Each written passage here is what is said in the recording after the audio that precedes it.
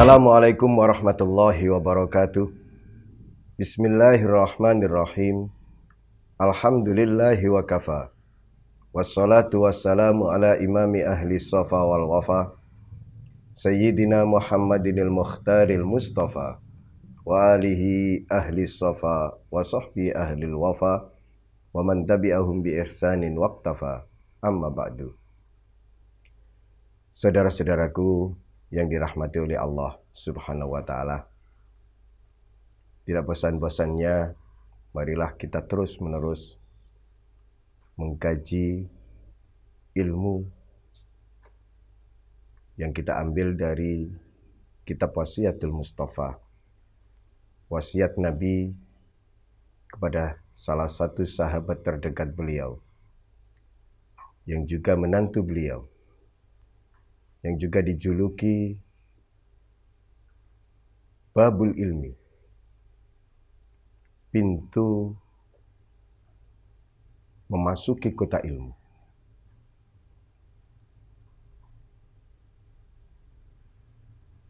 Yang tentu wasiat-wasiat Nabi kepada Sayyidina Ali ini luar biasa, yang kita mau tidak mau, semampu kita masing-masing untuk bisa menerapkan di kehidupan sehari-hari. Sebagaimana di awal disampaikan oleh junjungan kita kepada Sayyidina Ali, bahwa yang bisa menjaga wasiat ini, mengamalkan wasiat ini di kehidupan sehari-hari, ia akan meninggal dalam keadaan syahid dan kelak akan dibangkitkan di hari kiamat dalam keadaan faqihan aliman. Untuk itu, mari kita buka kajian ini dengan Ummul Quran, Suratul Fatihah. Semoga limpahan rahmat, limpahan keberkahan dari mereka semua, dari guru-guru kita semua, mengalir kepada kita, keluarga kita, tetangga kita, sanak saudara kita, juga orang-orang yang kita cintai. Ala hadhihi niyyah wa ala kulli niyatin salihah. Al-Fatihah.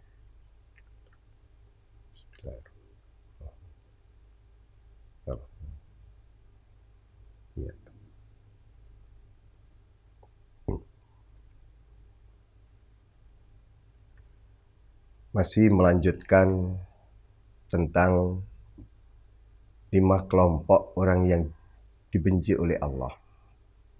Yang pada pertemuan yang lalu sudah sampai 3.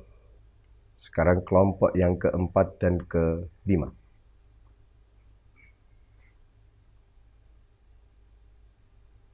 Wa akramal ghaniya wa ahanal faqir.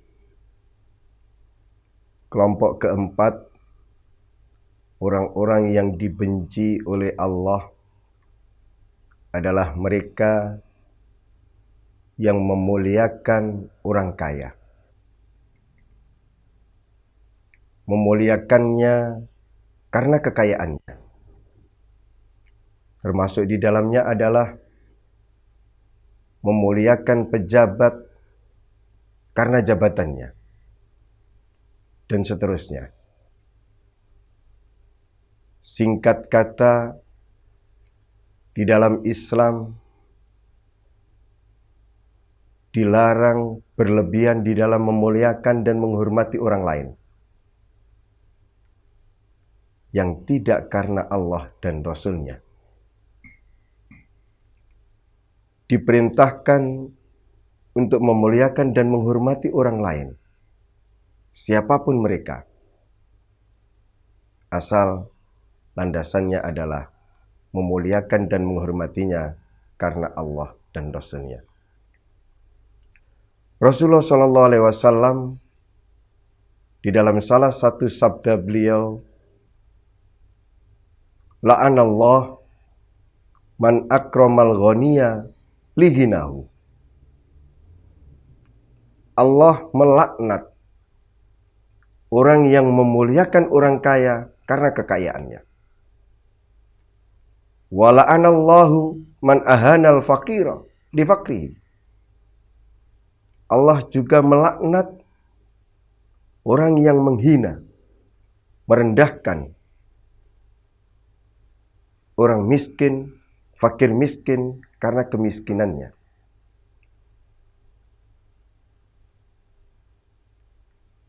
Wala yaf'alu hadza illa munafiq. Tidaklah melakukan hal tersebut kecuali orang-orang munafik. Orang yang memuliakan orang kaya karena kekayaannya. Orang yang merendahkan, bahkan menghina orang miskin karena kemiskinannya. Yang melakukan seperti itu, dialah orang munafik.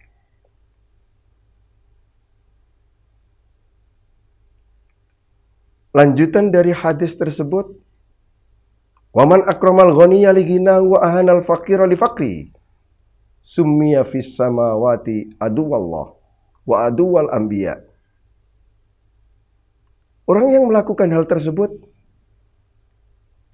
di langit, di alam malakut, ia dijuluki sebagai musuh Allah dan musuh para nabi. Na'udzubillah.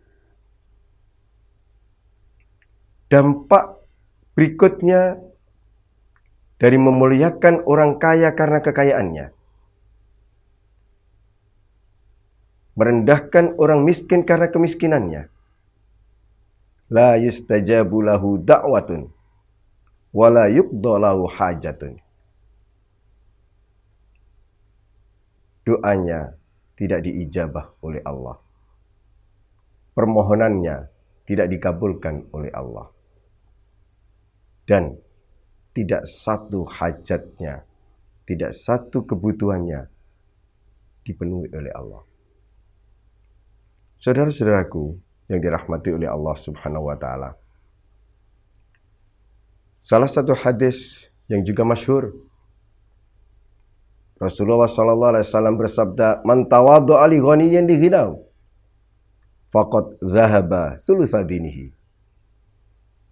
Siapa yang memuliakan, siapa yang tawadhu, merasa rendah di hadapan orang kaya karena kekayaannya,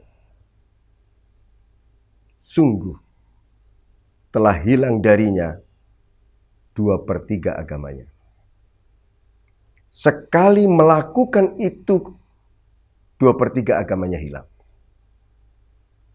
Sekali seseorang menghormati orang kaya karena kekayaannya, merendahkan dirinya di hadapan orang kaya karena kekayaannya,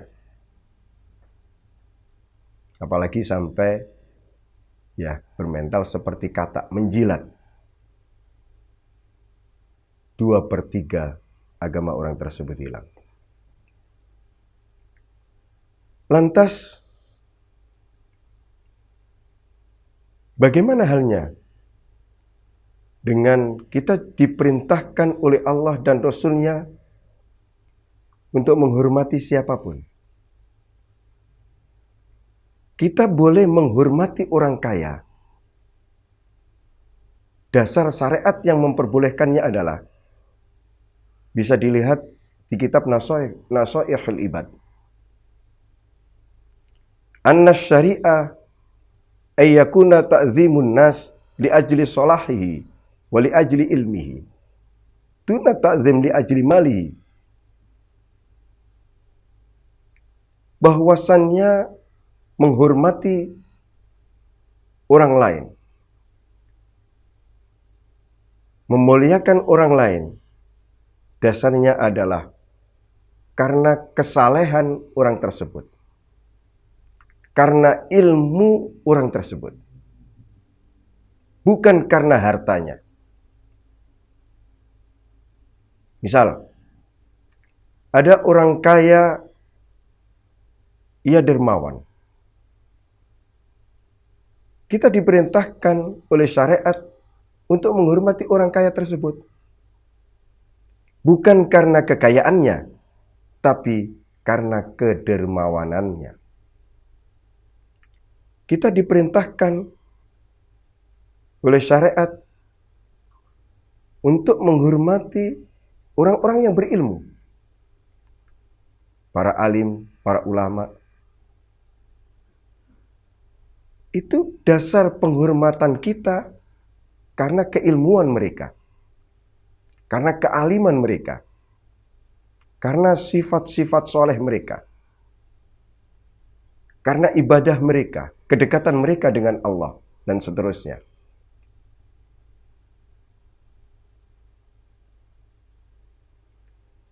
Kenapa kita tidak boleh memuliakan orang lain karena hartanya? Fa inna man akramal mal ahanal ilma wassalah. Karena orang yang memuliakan harta, orang yang menjunjung tinggi harta kekayaan, orang yang menjadikan tolok ukur hidupnya ini adalah uang, orang ini layak dihormati atau tidak, dilihat dari sisi kaya atau miskin. Orang yang melakukan itu, ia telah menghina, ia telah merendahkan ilmu dan kesolehan. Saudara-saudaraku yang dirahmati oleh Allah Subhanahu wa Ta'ala, andai setiap muslim, setiap mukmin memahami dengan benar dan baik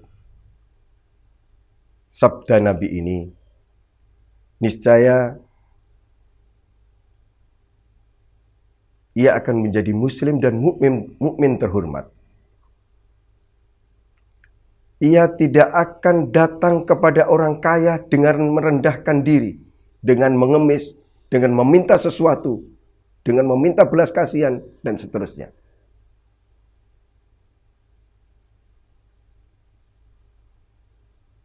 Demikian pula seorang karyawan. Ketika ia muslim, ketika ia mukmin, ia tidak akan berlaku menjilat kepada atasannya. Ia tidak akan cari muka di hadapan atasannya. Begitu seterusnya. Ia menjadi karyawan yang terhormat. Jika benar-benar memahami dan mengamalkan sabda Nabi ini. Saudara-saudaraku yang dirahmati oleh Allah Subhanahu wa Ta'ala, sekali lagi, kelompok keempat dan kelima ini bergandeng erat. Yang memuliakan orang kaya karena kekayaannya, pastilah ia merendahkan orang miskin karena kemiskinannya. Orang merendahkan orang miskin karena kemiskinannya ini seringkali menganggap bahwa si miskin itu memang malas bekerja.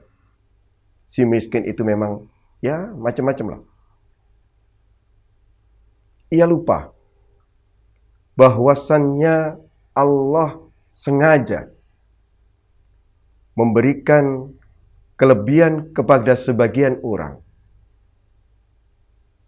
Memberikan karunia-Nya kepada sebagian orang, tidak kepada semua orang.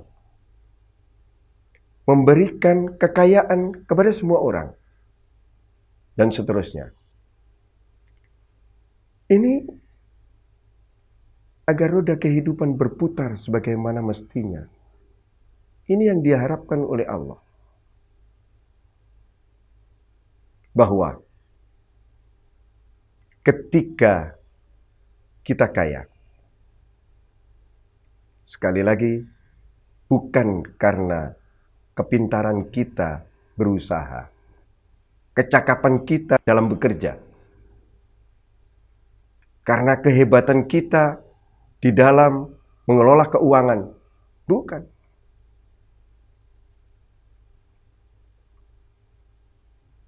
Allah berfirman, huwa aghna wa aqna. Dialah zat yang mengkayakan, yang membuat kaya. Dia pula yang membuat qanaah. Allah yang menjadikan kita kaya. Allah pula yang menjadikan seseorang itu bersikap qanaah. Semoga melalui wasiat Nabi kepada Sayyidina Ali ini menyadarkan kepada kita masing-masing agar menjadi muslim, menjadi seorang mukmin yang terhormat, yang menjaga kehormatan diri dengan tidak meminta-minta kepada orang kaya, dengan tidak meminta belas kasihan kepada orang kaya, dengan tidak merendahkan diri kepada orang kaya karena kekayaannya. Sebaliknya, kita justru diperintahkan untuk menghormati orang lain, siapapun dia, baik kaya ataupun miskin. Kita hormati mereka karena kesalehan mereka, karena ilmu mereka, karena ketakwaan mereka. Bukankah ukuran kemuliaan seseorang dalam pandangan Allah itu karena ketakwaannya? Semoga kita semua dijaga oleh Allah, dihindarkan dari sifat 5 kelompok ini yang itu sangat dibenci oleh Allah Subhanahu wa Ta'ala.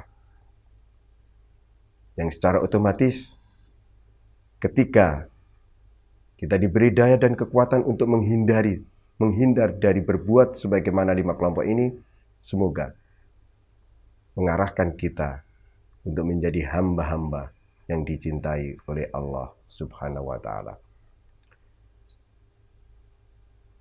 Saudara-saudaraku yang dirahmati oleh Allah Subhanahu wa Ta'ala, ja'alanallahu wa iyyakum minal muridina shadiqin wa adkhalana wa iyyakum fi zumrati ibadihi shalihin al-muslihin.